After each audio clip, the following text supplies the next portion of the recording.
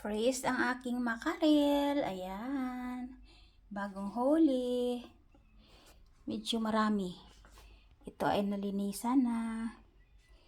Wow, ang dami kong makarel. Sarap nito.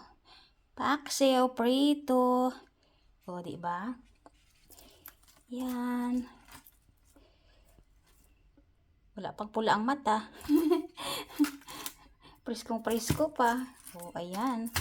Ang dami.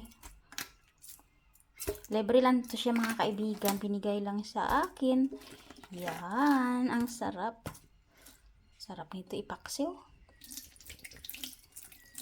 Tanggalan muna natin ang bituka. Tapos ilagay sa freezer. Dami.